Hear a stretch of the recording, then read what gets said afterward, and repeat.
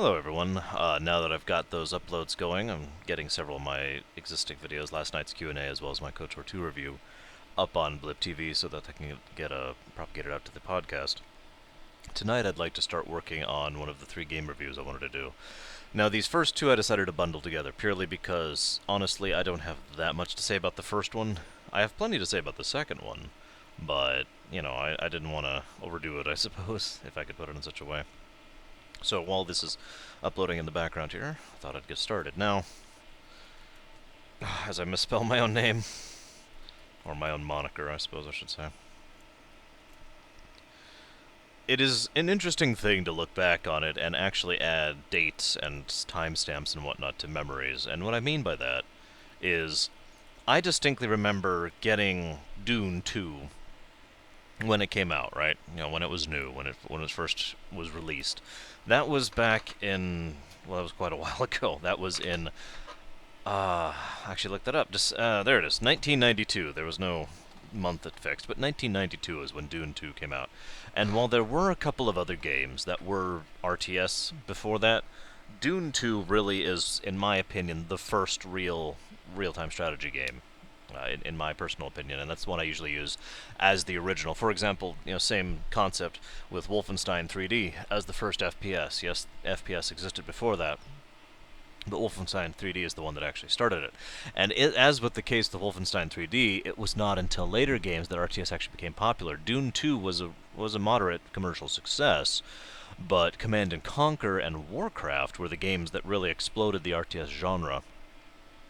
But it is very strange going back to Warcraft 1 because there were a lot of things that I've heard many people affix, attach to more modern RTSs as the things they invented, as things they remember from them, that started way back in Warcraft 1. A perfect example of that is the missions, which I don't know how to describe properly without sounding like an idiot. But, the stuff where you'd go and turn off this monitor so it stops glaring in my eyes, where you'd go and you wouldn't have a base building aspect, you wouldn't have resource management, you would have these units and a cave usually, or a dungeon maybe sometimes, and you'd be going through in this little mission rather than a mission, if you know what I mean. I need a better word for that, but, it was a strike team, it was squad combat rather than everything else that it was doing.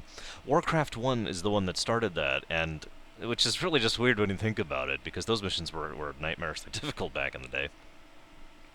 But you look back at Warcraft 1, and while Warcraft 1 was a good game, I do not consider it great, I do not consider it amazing, I certainly don't consider it in the art category. But even if it were higher than it is, it would be very difficult to consider it any higher than that, and the reason is very simple. Warcraft 1 has not aged well, in my opinion. I actually, quite recently, I picked up Warcraft 2 again and started playing it. And I'll discuss that more when I get to my Warcraft 2 part of this video. But at the same time, I was like, you know what, I feel like pulling out Warcraft 1 and pop the CD and... Actually, I didn't have a CD, did I? Oh, yes, I did. That's right, because I backed it up onto CD because I didn't have a floppy drive anymore. But, popped it in and got it installed, no problem, no issues, got it working without any real problems. And played it for, I don't know, half an hour, and that may sound like a lot, but that was me really trying to keep going and failing miserably, to put it simply. I was not enjoying myself.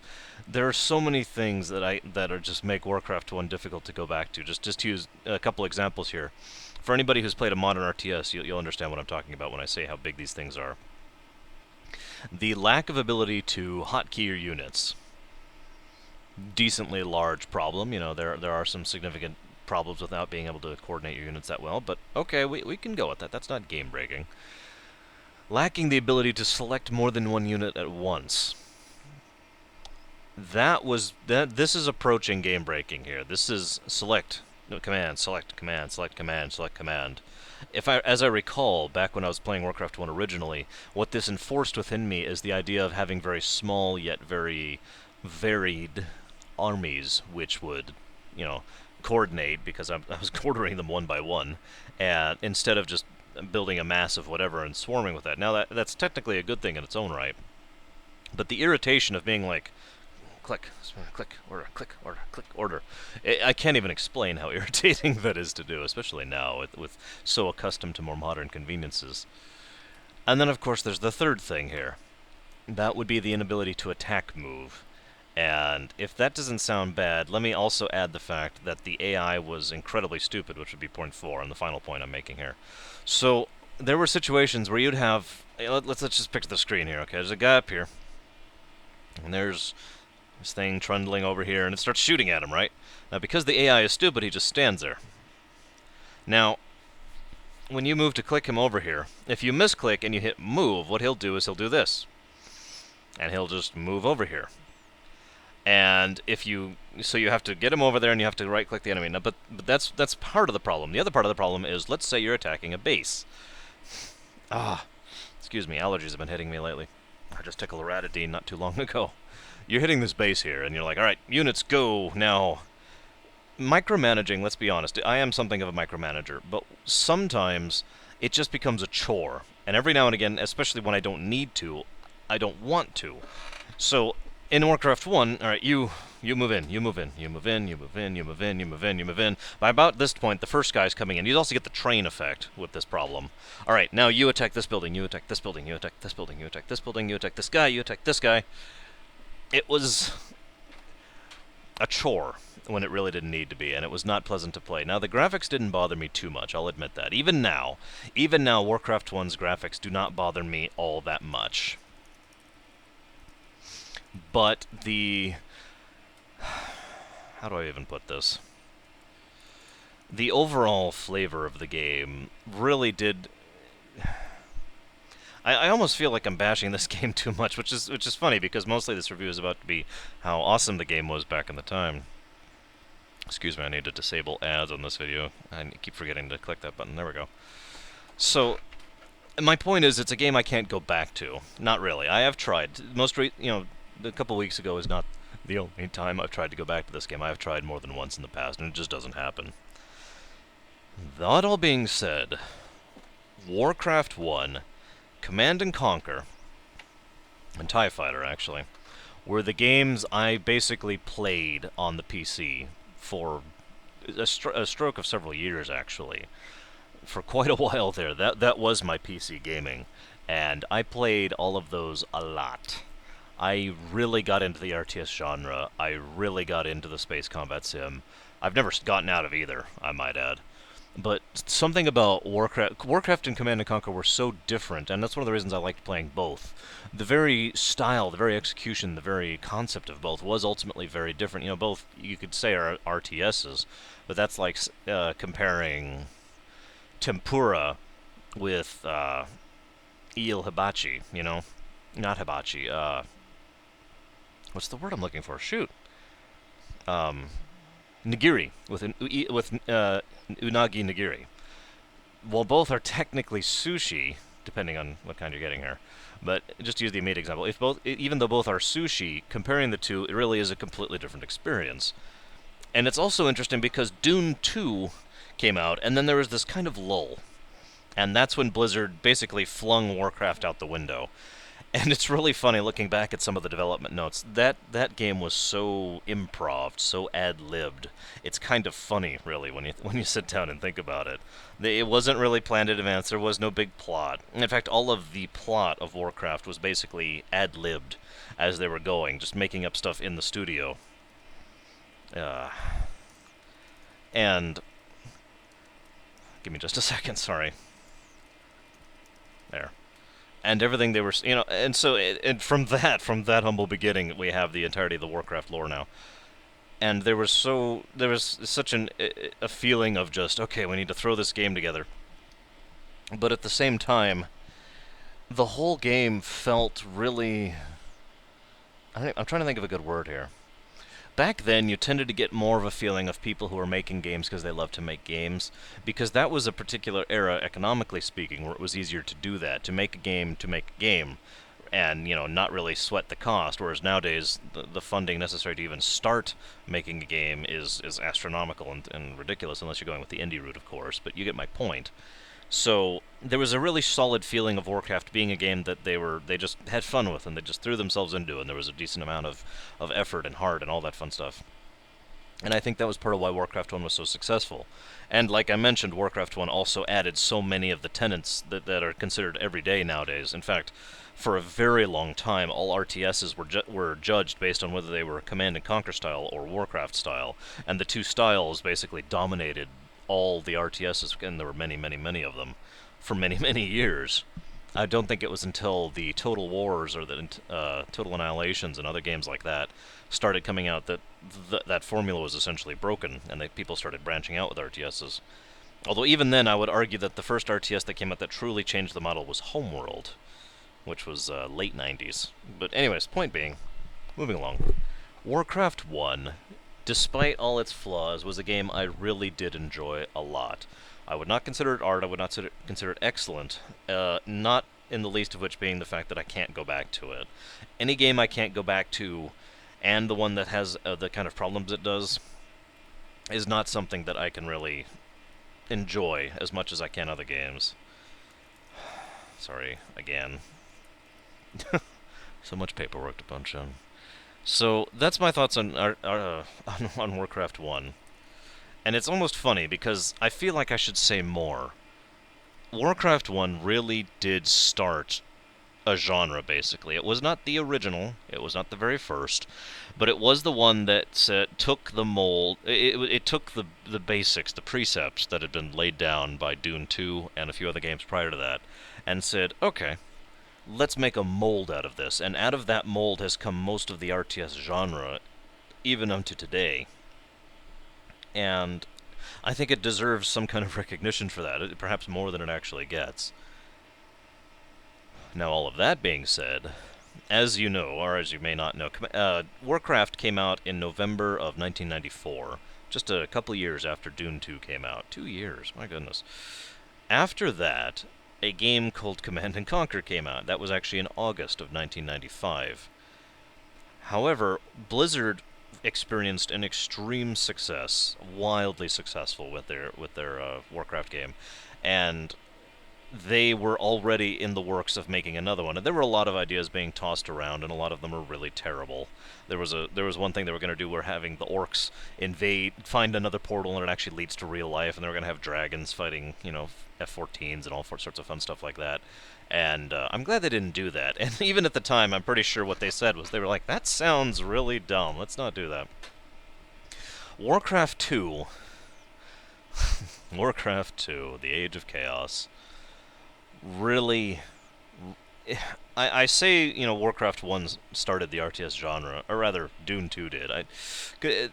In any genre, in any major work or medium or art form or whatever, you have to acknowledge different milestones. Like I was talking about over my MMO reviews, Neverwinter Nights and the Muds started the game. Ultima Online expanded upon it. EverQuest expanded upon that. And then World of Warcraft set the mold. If you know, World of Warcraft broke the dam. Actually, that's the analogy I'm going to go with here. World of Warcraft exploded MMOs out into the world and did so in a way that no one else ever had succeeded at doing before. But you still have to acknowledge the predecessors. You still have to acknowledge the severity and the strength and the impact of the previous games, as indeed I'm trying to do here with Warcraft 1 and Dune 2, and Command & Conquer. Warcraft 2, in my opinion, is the one that really broke the dam. And it probably helps that it came in the same year that Command & Conquer came out. And I need to turn this down a little bit, don't I? I don't want the microphone to hear that. I'm listening to my Warcraft 2 soundtrack as I do this. Help me get into the mood of all that. I'll get into that a little bit too later. But Warcraft 2 and Command & Conquer as the unstoppable duo basically broke the dam, unleashed RTSs on the world. Now, I don't want to make it sound like I'm favoring one or the other over the other. I really don't. Command & Conquer and Warcraft 2 were both absolutely fantastic games, and both went in very, very different directions with everything. Music speaking, Command & Conquer used the guitar riffs and the styles of that not quite heavy metal sort of rock, because what's his name? I can't actually think of his name right now. The gentleman who who designed Command and Conquer's music, and for example, who wrote the Hell's March, is what most people recognize him for. That was what he was good at. That's what he knew how to do, and he played guitar, and so that's how the music evolved. Over in Warcraft 2, they had the very high fantasy, the very theatrical, booming, lots of trumpets, lots of strings, that kind of thing. Command and Conquer was done with live-action actors. Warcraft 2 was done with CGI, and indeed the best CGI that had basically been seen in that particular era. Blizzard, for those of you who don't know, Blizzard has actually usually been very much at the cutting edge of CGI and maintained that throne for quite a while.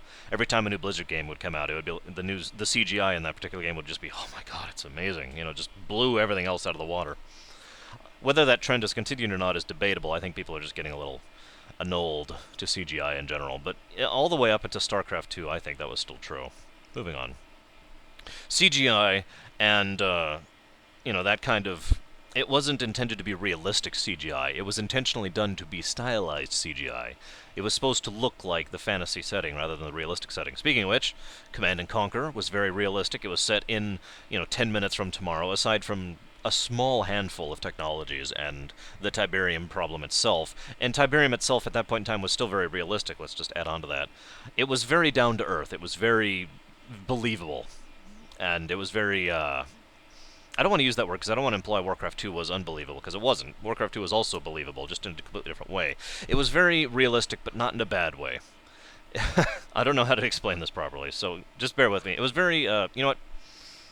It was very real-lifey. There we go. Because it wasn't realistic, but it was very real-lifey. It was very much based on real life, rather than based on a fantasy setting or whatever. And of course, Warcraft 2 over here was based very much on a high fantasy setting. Lots of magic, dragons, griffins flying around, boats on the sea, zug, and the orcs. Oh, wrong setting, sorry. But, so the point I'm getting across here is, and I could keep going, I could keep comparing the two at length, actually. But the point is that the two games both contributed a great deal, an immense deal, to the RTS boom. And I don't want to act like I'm discounting Command & Conquer. I'm just not talking about Command & Conquer right now at length, even though I have been for the last however many minutes. Now that I've gotten that boilerplate out of the way, let's talk about Warcraft 2. Hang on just a second, I'm sorry. Alright, so, Warcraft 2... I'm going to go ahead and talk about this part first, because it's been rattling around in my head ever since I decided I was going to do the Warcraft reviews next. And by decided, I mean looked up which one was next and saw it was the Warcraft. Warcraft 2, someone asked me in the Q&As just recently, and this was also asked in part before.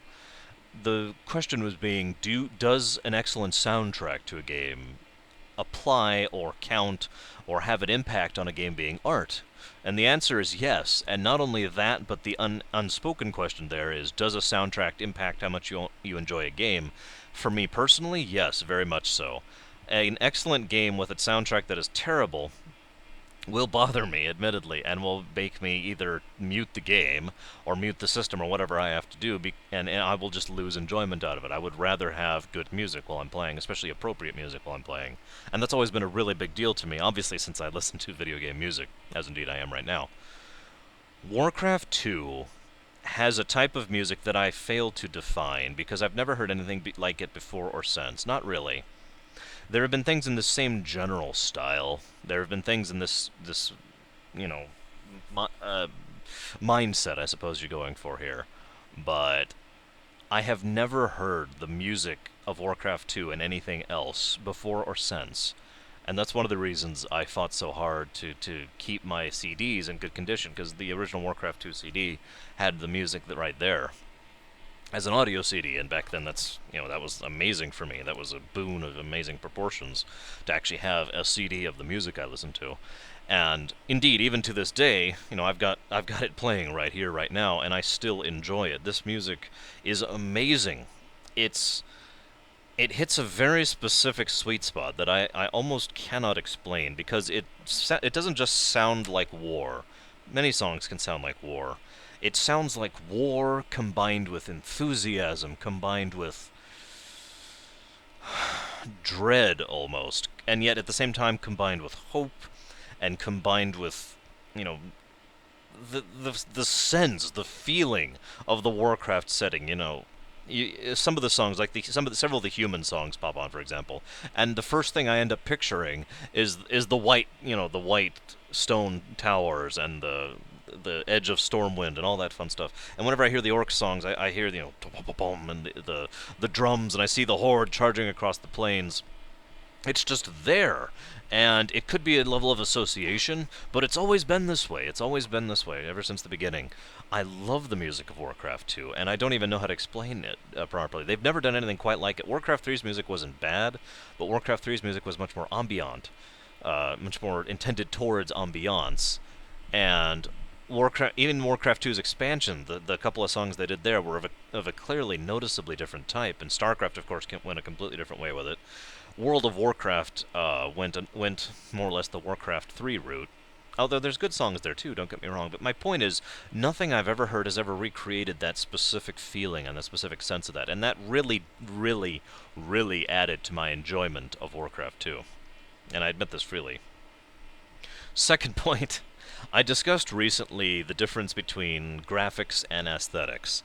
And I have a commenter to thank for that, for pointing out the difference and why it is I should be using the word aesthetics rather than graphics, because, several of the games I'm talking about are not graphically better, they are simply aesthetically better to me. And, I personally don't think there's anything wrong with that. But Blizzard games, in general, tend to have a particular aesthetic style to them. All of them do. The only ones that have ever varied from that really are the StarCrafts. You can say whatever you want about the Diablos, but if you really look at them, in my opinion, they still have that particular Blizzard stint to them, if you follow what I'm saying.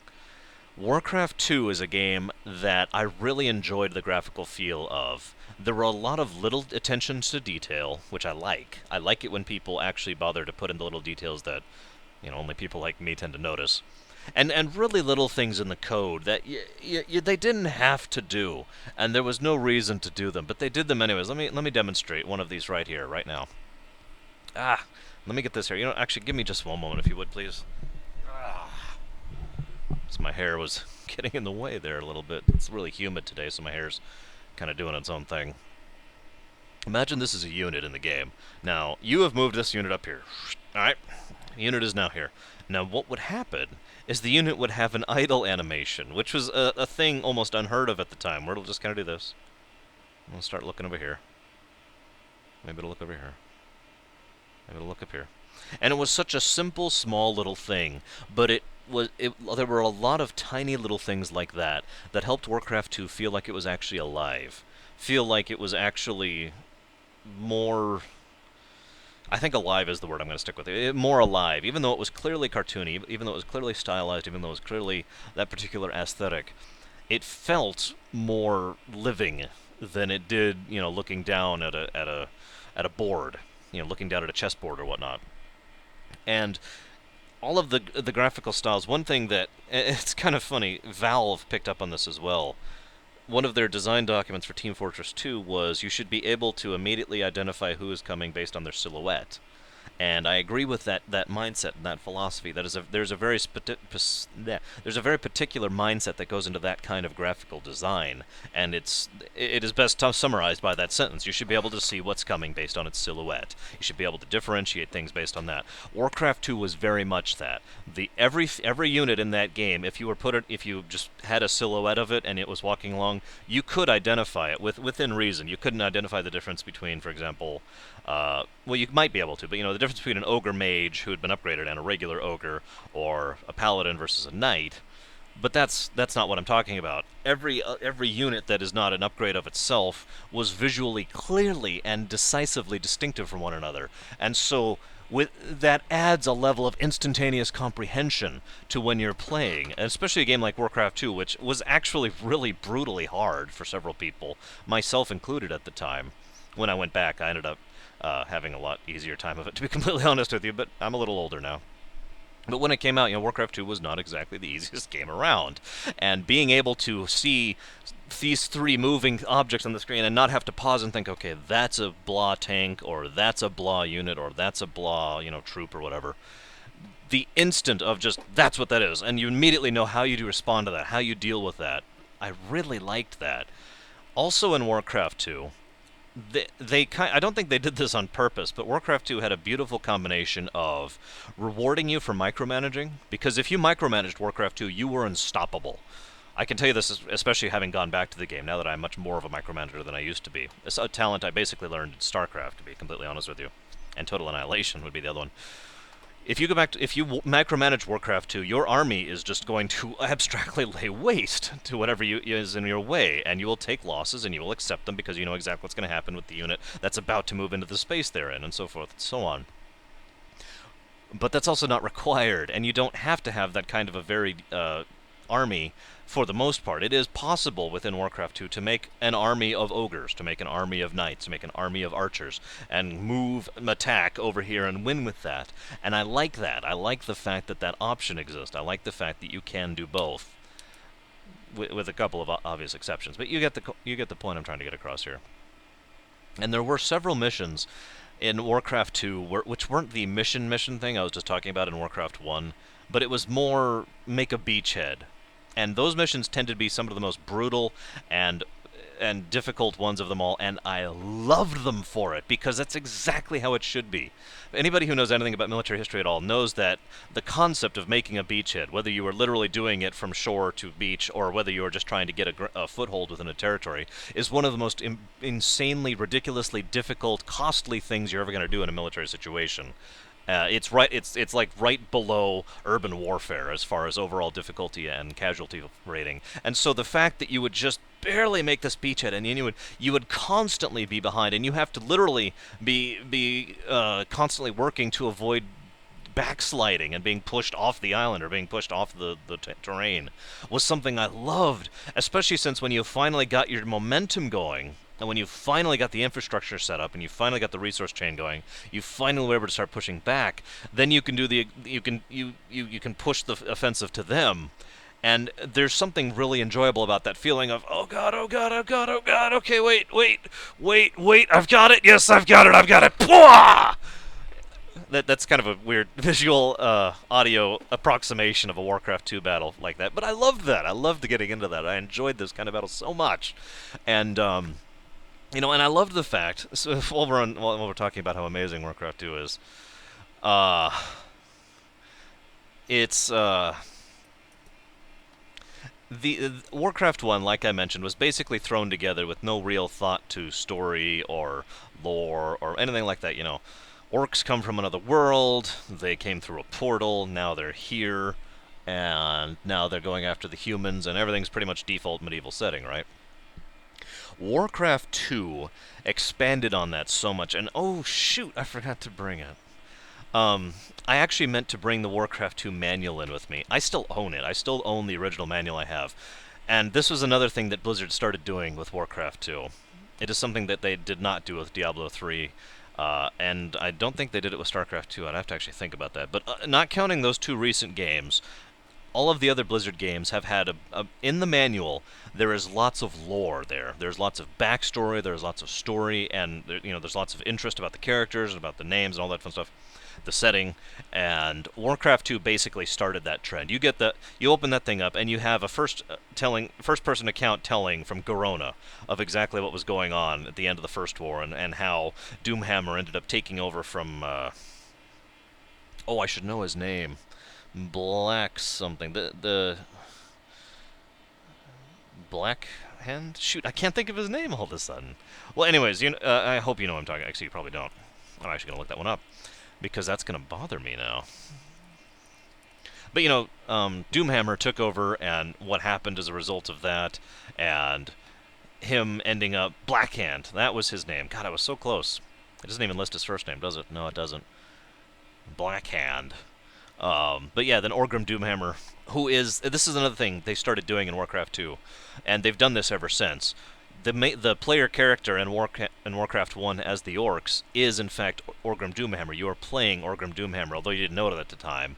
And then Doomhammer becomes the leader of the Orcs in Warcraft 2, and so forth and so on.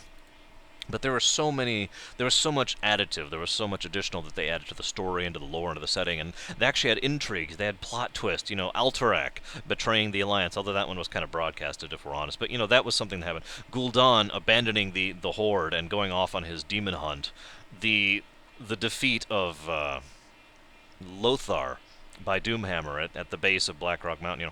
All of these wonderful little events, and they got them off so well. They didn't actually come to the level of, say, Super Metroid, which is probably the pinnacle of no dialogue storytelling. And they didn't start doing the in-game cutscenes thing. That's StarCraft started that thing. But they still managed to get across the concept that you were in the middle of a story. And while the 80% of that story, if you were to look at it as an aggregate, is war, there was other stuff going on. There were people there. There were characters here. There were lands and settings and worlds. And I loved that game so much. I still love Warcraft 2. And again, and this is really, really important. Like I said, I can go back to Warcraft 2 right now, and indeed did very recently, very, very recently.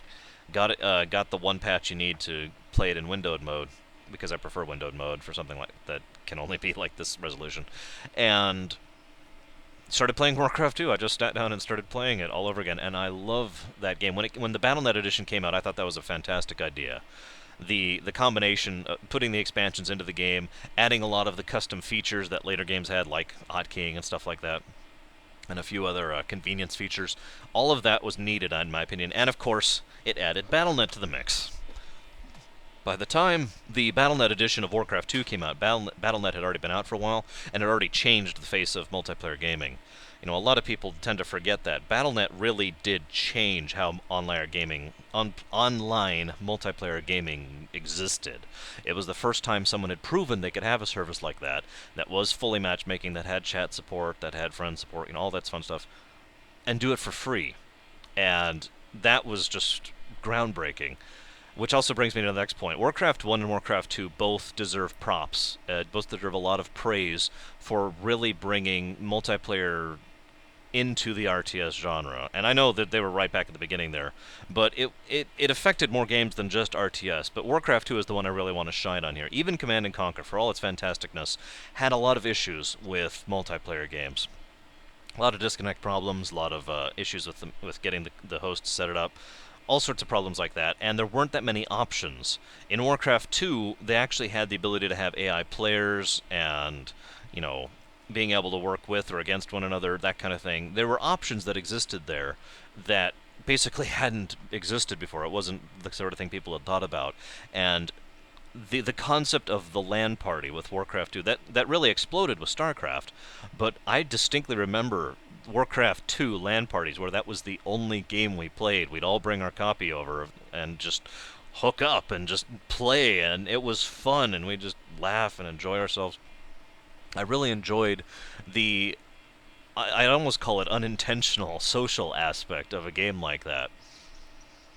I gotta think of it. Was there anything else I wanted to talk about? I don't want to sell Warcraft 2 short, because it is a truly amazing game, and I could keep talking about it for quite a while. But I think the best thing I could say about Warcraft 2 to date is the thing I've already said twice now. I'm listening to Warcraft 2's soundtrack right now, and I love this music. And I was playing Warcraft 2 just last week, and I loved playing it.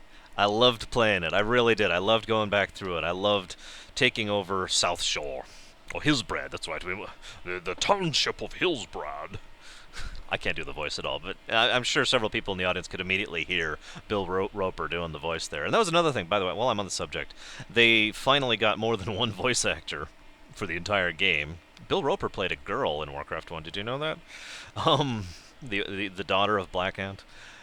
But that was because Bill Roper played 100% of everything and everyone in Warcraft 1. In Warcraft 2, they finally started branching out, and this is another thing that started with Warcraft 2. Blizzard, and I will stand by this statement, with an extremely small exception. Statistically speaking, Blizzard tends to be top-notch in voice acting, and Warcraft 2 started that trend. Every single character in Warcraft 2 had a rather distinctive voice, a distinctive tone to it. You could get a feel not only for what they were and their personality and whatnot, but also it added an audio link to your units, if you know what I mean. You know exactly, when you click this and you hear, "My lord," immediately you know, okay, it's a ranger I just clicked. And I know you've seen that, but there is a degree of connection there that helps to add to the experience. And of course, Warcraft 2 was the first to really go anywhere with the jokes within Warcraft. For example, Warcraft 2 was where you could click the sheep a bunch of times in order to get them to blow up. Warcraft 2 was the one where you could click the units along to get the pissed sounds, as they're called, and, you know, stop poking me, yeah, all that fun stuff.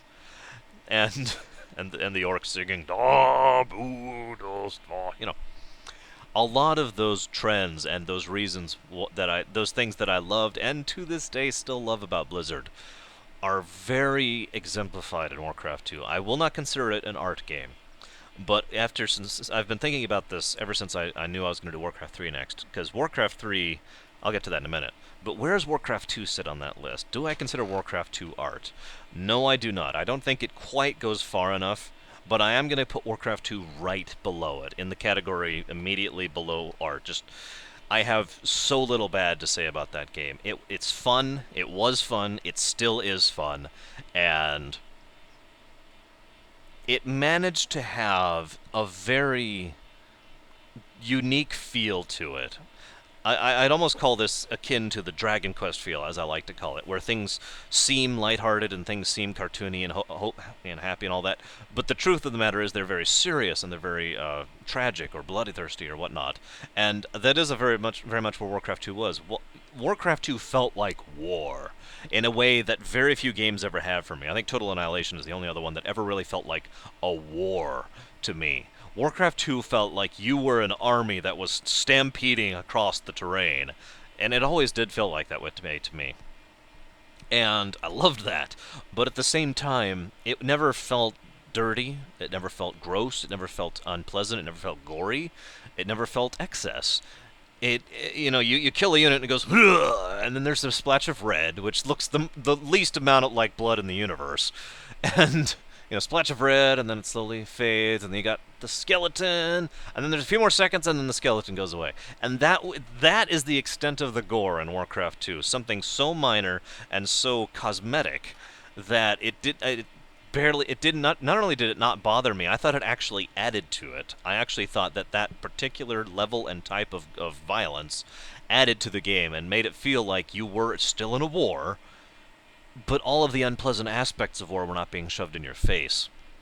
I suppose what I'm saying here in a nutshell is that Warcraft 2 was an extremely romanticized feeling of war, of being in a war, and I liked that a lot, because I know exactly how unpleasant real war can be, and despite that, I do have to admit, whether it's a good thing or not, I do find wars and battles and tactical strategy and combat and all that incredibly fascinating. And so Warcraft 2 hit an extremely good sweet spot for me personally because of the romanticization of something I like and taking away all the unpleasantness of that thing I like. And I suppose I'm going to go ahead and stop there. I'm going to go ahead and rest my voice a bit because I feel like I'm going to be talking a lot about my next review, which will be Warcraft 3. So, I will talk to you guys in a few.